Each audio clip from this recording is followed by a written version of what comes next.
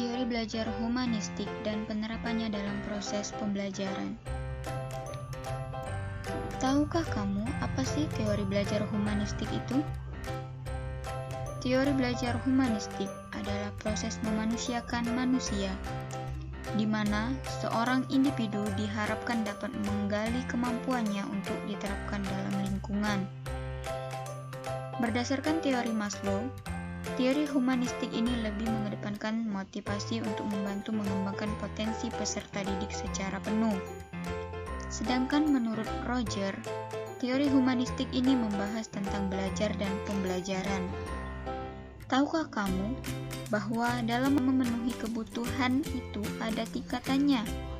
Ya, teori Maslow mengatakan bahwa kebutuhan itu terdiri dari 5 tingkatan, di mana kebutuhan tingkat terendah harus dipenuhi terlebih dahulu sebelum kebutuhan tingkat tinggi dapat mempengaruhi perilaku kita.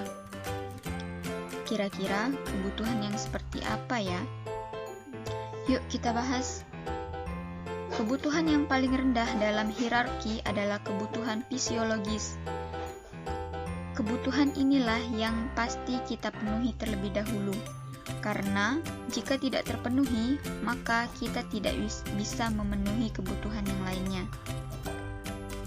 Setelah itu, kebutuhan yang harus kita penuhi adalah kebutuhan atas rasa aman, yang dapat menyelamatkan kehidupan kita di masa sekarang dan masa yang akan datang. Kita hidup pasti tidak sendirian kan?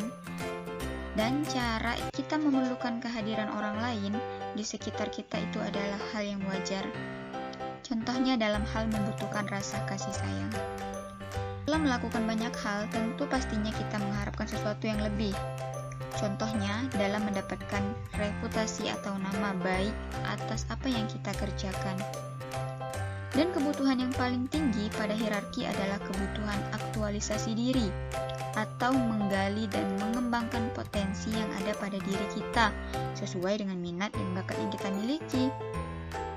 Selain hierarki kebutuhan, kecenderungan aktualisasi diri juga berperan dalam teori humanistik ini loh. Kecenderungan ini adalah keinginan untuk memenuhi potensi yang kita miliki, hingga mencapai tahap yang setinggi-tingginya. Dan kita memang ditakdirkan untuk berkembang dengan cara yang berbeda-beda sesuai dengan kepribadian yang kita miliki. Dan ternyata lingkungan belajar juga dapat mempengaruhi aktualisasi diri kita.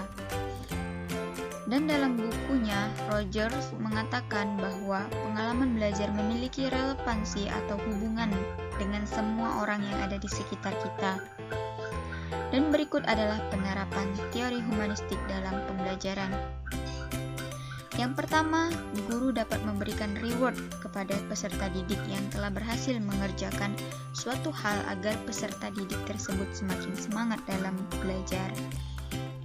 Yang kedua, peserta didik perlu dihindarkan dari tekanan lingkungan belajar sehingga mereka akan merasa aman untuk belajar lebih mudah dan lebih bermakna. Yang ketiga, beri kesempatan kepada peserta didik untuk mengembangkan kemampuannya agar peserta didik mendapatkan pengalaman belajar. Dan yang terakhir, pendidik harus dapat memfasilitasi peserta didiknya dengan memberikan berbagai sumber belajar yang mendukung. Dapat disimpulkan bahwa sebagian besar tindakan manusia mewakili upaya untuk memenuhi kebutuhan, dan kebutuhan itu bersifat hierarki atau tingkatan.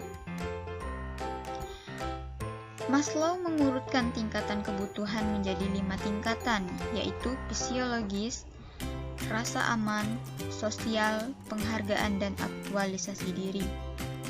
Dalam pembelajaran juga, tugas utama guru yaitu bertindak sebagai fasilitator yang membangun suasana kelas menjadi lebih efektif.